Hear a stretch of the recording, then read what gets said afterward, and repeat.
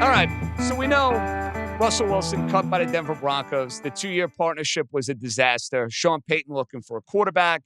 Russell Wilson looking for a new home.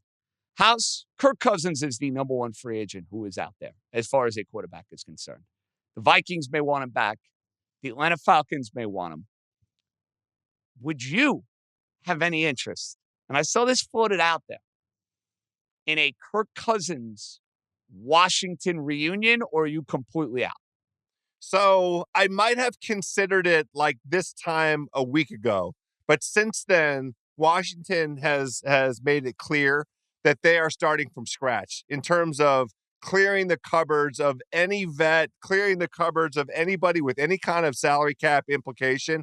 And so Washington starting from scratch, that means that the window for Washington is a 5-year window. They're going to get a brand new quarterback. And honestly, I would have made the case, JJ, for Justin Fields. I was prepared. If the price for Justin Fields was only a third round pick, I was fine with that. But Washington, that's not the position that they're in or the direction they seem to be headed. It looks like they're going right into the draft and grabbing a quarterback. I think Cousins stays in Minnesota. That's the team that makes the most sense. It's the team that's going to be the most fun because he has Justin Jefferson to throw the ball to. I think Minnesota bends over backwards to try and accommodate Cousins. That's the thing, Raheem. You know, I think a lot of people were of the mindset maybe 2, 3, 4 months ago that Kirk Cousins, after that injury, had maybe played his last down with the Minnesota Vikings.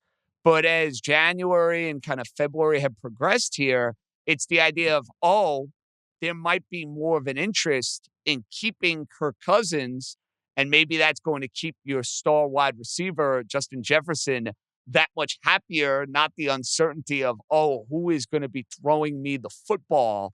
I am intrigued, though, by the possibility of him finding his way to Atlanta. That, to me, is a situation that's worth monitoring because that division is there for the taking.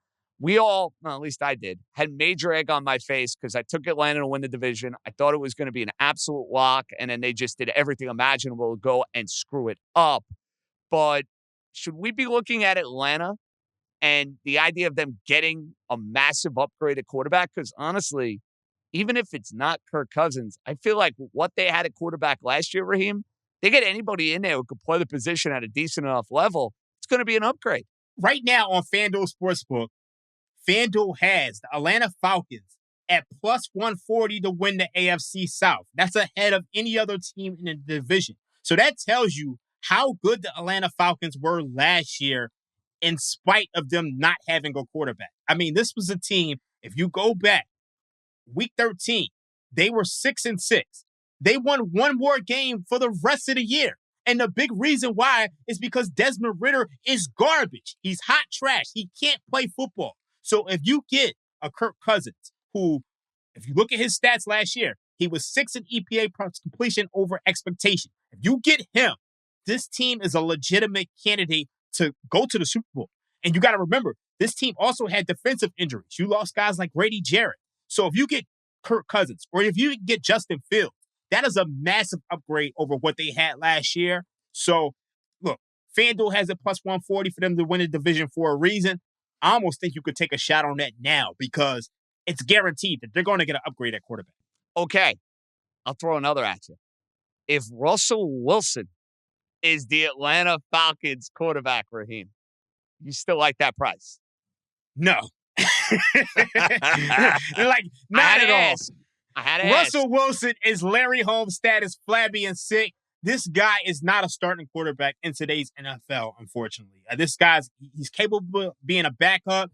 He's capable of spot starts, but he lost a lot of his athleticism, which made him dangerous. That is not a guy I want to back to win anything. Totally agree with Dream on Russell Wilson. He makes the most sense as a backup. And look, it's a 2-quarterback league. Like, he has his pick of looking at the teams like, who do I want to be? Where do I want to go land? Who has the best chance to make a deep run? We had 63 starting quarterbacks last year in the NFL, fellas. I mean, I think he could have his choice of where he wants to go for backup because the Denver Broncos are paying for it. So thank you for the subsidy. It's hard to believe that Russell Wilson and his career trajectory is kind of in this direction, House. You know, like you looked at Russell Wilson 4 or 5 years ago, he looked like a guy who was going to be borderline Hall of Famer.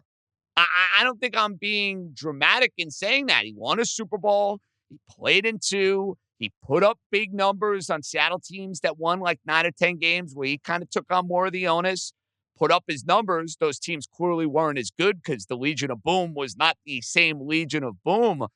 But it's kind of nuts to me, House, that he's a guy that goes from top of the world in Seattle, gets traded for a king's ransom to the Denver Broncos. And they gave him his own office. That's what I mean.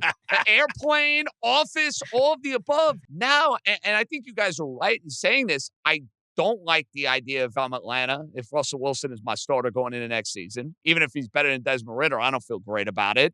The mobility is not there. The spunk that he had in his Seattle days is not there. But for it to happen this quickly, it's kind of crazy. He doesn't have the arm strength, or he has grown wary of being hit. He has, post-traumatic stress syndrome. We talked about it during the course of the season. He led the NFL by quite a bit in passes behind the line of scrimmage and passes inside of 5 yards from the line of scrimmage. Our good pal Warren Sharp had some of those stats out this week. He just can't or doesn't get the ball downfield.